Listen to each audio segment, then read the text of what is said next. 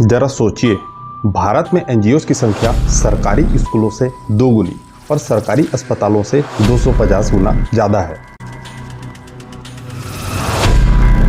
जी हाँ, लाखों एनजीओज और हर जगह नाम सिर्फ समाज सेवा का। केरल में एक 26 साल के लड़के ने एनजीओ के नाम पर 30,000 लोगों से 400 करोड़ रुपए लूट लिए। अब सवाल ये है, जब एक अकेला आदमी इतने लोगों को बेवकूफ़ बना सकता है, तो सोचिए 31 लाख एनजीओज मिलकर कितना खेल खेल रहे होंगे।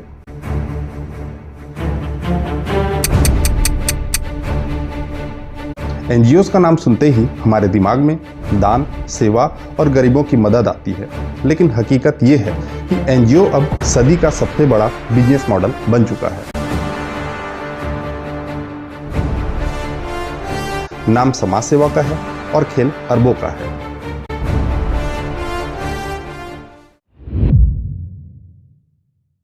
– 2015 में सीबीआई ने संसद को बताया था कि सिर्फ सोसाइटीज रजिस्ट्रेशन एक्ट के तहत भारत में 31 लाख एनजीओ रजिस्टर्ड हैं।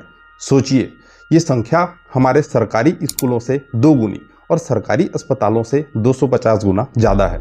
लेकिन जब आप एनजीओ दर्पण, जो कि एक सरकारी पोर्टल है, पर जाते हो तो 2023 तक सिर्फ 1,87,000 एनजीओ दर्ज मिलते हैं। यानी कागज पर लाखों एनजीओ हैं, लेकिन कुछ ही हैं जो जमीन पर एक्टिव हैं।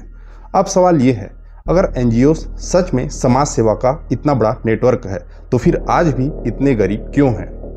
क्यों शिक्षा और स्वास्थ्य की हालत इतनी खराब है? लोग अक्सर सोचते हैं, इतने एनजीओ चलते कैसे हैं? इनका फंडिंग मॉडल क्या है? यहाँ खेल और भी मजेदार है।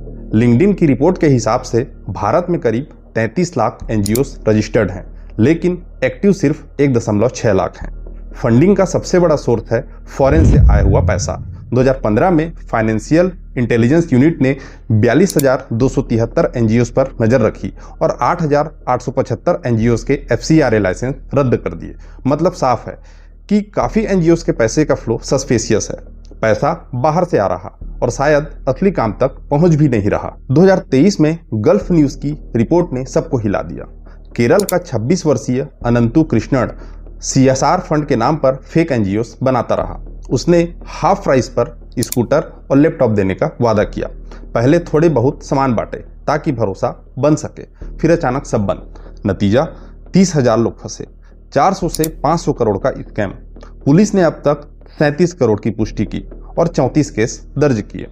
इसे इंडिया का सबसे बड़ा सीएसआर घोटाला कहा गया। अब एक बड़ा सवाल है, एनजीओ और राजनीति का रिश्ता कैसा है?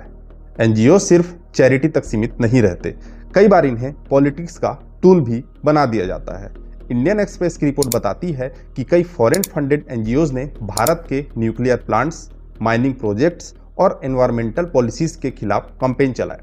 कई एनजीओ पॉलिसी लॉबिंग करते हैं, प्रोटेस्ट को फंड करते हैं और इलेक्शन कैंपेन में इनडायरेक्टली पैसा डालते हैं। मतलब एनजीओज एक तरफ गरीब बच्चों के नाम पर डोनेशन लेते हैं और दूसरी तरफ वही पैसा सरकार की पॉलिसीज को रोकने या बदलने में खर्च होता है। तो सवाल ये है, जब फॉरेन मनी एनजीओज के जरिए भारत की पॉलिसीज को इन्फ्लुएंस करता है, तो ये सच में समाज सेवा है या किसी दूसरे देश की सॉफ्ट पावर स्ट्रेटेजी? बात करते हैं एनजीओ से जुड़े घोटालों की, तो स्कैम्स इतने हैं कि गिनना मुश्किल है। देहरादून में स्मॉल इंडस्ट्रीज डेवलपमेंट काउंसिलिंग यानी सिडको ने 1000 युवाओं को जॉब ट्रेनिंग का झांसा देकर ठगा। नागपुर में एक एनजीओ स्कैम में 38 लाख रुपए वसूले गए। भोपाल में साइबर फ्रॉड गैंग ने एनजीओ को डोनेशन के नाम पर 18 लाख हड़पे। और 2024 में टाइम्स ऑफ इंडिया की रिपोर्ट के मुताबिक तमिलनाडु के इंजीनियरिंग कॉलेजेस ने फेक फैकल्टी दिखाकर सरकारी काउंसलिंग सिस्टम को धोखा दिया। अन्ना यूनिवर्सिटी की जांच में 353 फेक फैकल्टी पकड़े गए और अगले साल करीब 2000 फेक आईडी सामने आई। मतलब साफ है, चाहे एजुकेशन हो, जॉब हो या सीएसआर, हर जगह एनजीओ के नाम पर घोटाले हो रहे हैं। आइए देखते हैं ये एनजीओ आम जनता से पैसे कैसे निकलवाते हैं। सबसे आसान तरीका है इमोशंस का खेल। आपने एड्स देखे होंगे, इस बच्चे की जान बचाइए, बस 10 लाख रुपए दीजिए। जागरण टीवी की रिपोर्ट बताती है कि फेक एनजीओ नकली वेबसाइट और यूपीआई वॉलेट से डोनेशन लेते हैं, गिल्ट ट्रैप करते हैं। आपने मदद नहीं की तो बच्चा मर जाएगा, लेकिन रियलिटी में जेन्युइन एनजीओ भी मौजूद हैं। जैसे दिल्ली का पहचान द स्ट्रीट स्कूल, 2015 में 10 बच्चों से शुरू हुआ और आज 1000 बच्चों को पढ़ाता है। 500 वॉलंटियर्स हैं और 12A/80G में रजिस्टर्ड है। फर्क बस यही है, असली और नकली को पहचानना सही जानकारी से ही पॉसिबल है। सवाल है, क्या सरकार इन पर नजर रखती है? हाँ, लेकिन ये उतना इजी नहीं है। 2015 से 2022 के बीच 20,000 से ज़्यादा NGOs के FCRA लाइसेंस रद्द हो चुके हैं। कई हजार ब्लैक लिस्टेड हुए। CSR रूल्स और FCRA अमेंडमेंट्स भी आए ताकि फॉरेन फंडिंग पर कंट्रोल रहे, लेकिन फिर भी इतने लाखों NGOs की निगरानी प्रैक्टिकली पॉसिबल नहीं है।